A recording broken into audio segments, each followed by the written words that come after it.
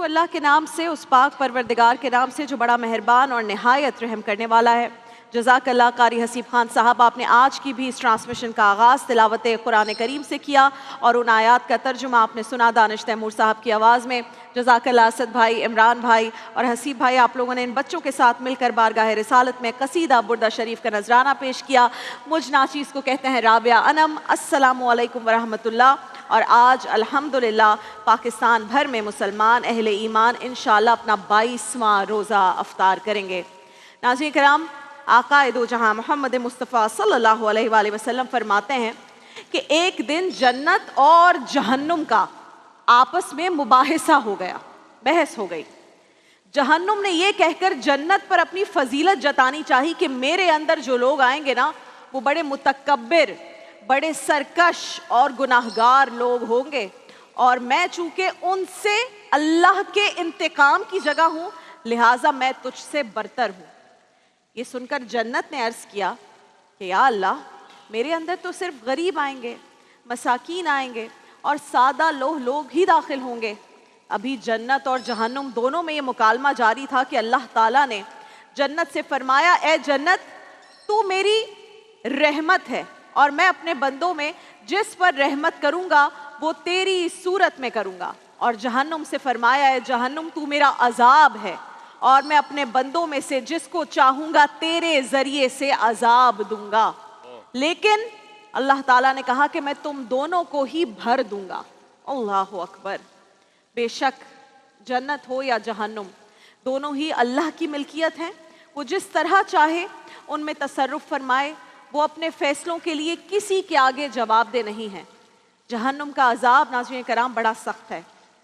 کائنات میں مجھے نہیں لگتا کوئی شخص ایسا ہے جو جہنم میں جانے کا خواہش مند ہو، اس کی خواہش ظاہر کرے۔ اس دنیا میں تو ہمارا یہ حال ہے کہ ہم سے ذرا گرمی برداشت نہیں ہوتی، کام کرتے ہوئے انگلی جل جائے تو ہماری چیخیں نکل جاتی ہیں، پورا بدن کانپ جاتا ہے، تو کس میں ہمت ہے کہ وہ جہنم کی آگ کو برداشت کر سکے؟ اسی لیے ہمارا رب قرآن کریم میں فرماتا ہے، خود کو بھی جہنم سے بچاؤ اور اپنے گھر والوں کو بھی جہنم سے بچاؤ۔ اور ہمارا رب تو کتنا رحمان ہے، کتنا رحیم ہے کہ اس نے اسی جہنم کی آگ سے بچنے کے لیے رمضان المبارک کا یہ آخری عشرہ ہمیں عطا فرمایا ہے۔ جب یہ ماہ رمضان شروع ہوا تو عشرہ رحمت میں ہم نے اللہ کی رضا کے لیے اس کے ساتھ تعلق جوڑنا شروع کیا۔ پھر اس کا دوسرا عشرہ مغفرت کا آیا تو ہم نے اس سے بخشش طلب کی، گڑ گڑا کر، رو کر، اور اب یہ جو آخری عشرہ ہے ہمیں عطا ہوا ہے تو یہ ہے اپنا انعام وصول کرنے کا عشرہ، کیونکہ اس میں ہمارے لیے جہنم سے نجات کا پروانہ بھی ہے اور جنت کی بشارت بھی اسی عشرے میں موجود ہے۔ یہ عشرہ اس لحاظ سے بھی بہت منفرد ہے، بہت خاص ہے یہ عشرہ کہ اس کی 5 طاق راتیں آڈ نائٹس آئیں گی نا، آپ کو پتہ ہے 21، 23، 25، 27، یہ 21، 23، 25، 27، 29، اس میں سے کسی ایک رات میں وہ شب موجود ہے جو شب قدر کہلاتی ہے، جو 1000 مہینوں سے بھی زیادہ افضل ہے، اور اسی رات کو قرآن مجید جیسا انمول تحفہ ہمیں عطا کیا گیا۔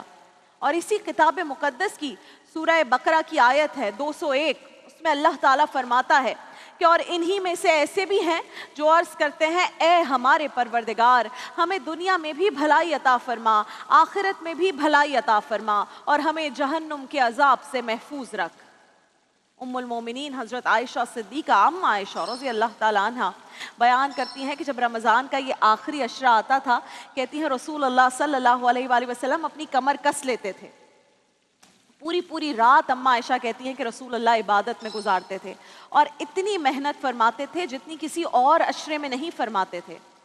مقام محمود پر فائز ہونے والے اللہ کے حبیب کو اس عشرے میں اتنی فکر ہو اور ہم غافل ہو کر بیٹھ جائیں تو ہم سے زیادہ کون بد نصیب ہوگا؟ پھر ہمارے آقا و مولا صلی اللہ علیہ وآلہ وسلم نے رمضان کے اسی آخری عشرے میں زیادہ مشقت فرما کر اور عام دنوں کی نسبت زیادہ عبادت فرما کر دراصل ہم جیسے گناہگاروں کو راستہ دکھایا ہے کہ اے میرے امتیوں، جس رب نے تمہارے لیے نعمتوں کے سمندر وسیع کیے ہیں، آخری عشرے میں اس کا دریائے رحمت جوش میں ہے. وہ پکار رہا ہے کہ اے میرے بندو، میں نے جو تمہیں نعمتیں دی ہیں ان کو یاد کرتے ہوئے میری طرف مائل ہو کر تو دیکھو. اے نیکی کے طلبگار آگے بڑھ، اے بدی کو چاہنے والے ذرا ہوش میں آ اور اپنے آپ کو سنبھال لے، ابھی بھی کچھ نہیں بگڑا. ہم بہت خوش قسمت ہیں، بہت زیادہ، کہ اللہ رب العزت کے انعامات میں سے کسی ایک بہت قیمتی انعام اس وقت آخری عشرے کی صورت میں ہم پر مہربان ہے. اللہ تعالیٰ سے دعا ہے ہر مسلمان کو اس آخری عشرے میں اس قابل بنا دے کہ قیامت کے دن اللہ فرمائے کہ جا، میں نے تجھے جہنم سے آزاد کیا، اور اس پر قرآن مجید کی یہ مہر لگ جائے کہ جسے آگ سے بچا لیا جائے اور جنت میں بغیر حساب کتاب کے داخل کر دیا جائے.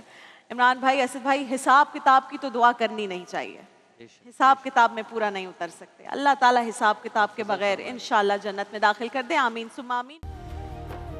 دیکھیے محفل رمضان لائیو ٹرانسمیشن روزانہ دوپہر 2 بجے سے صرف گرین انٹرٹینمنٹ پر.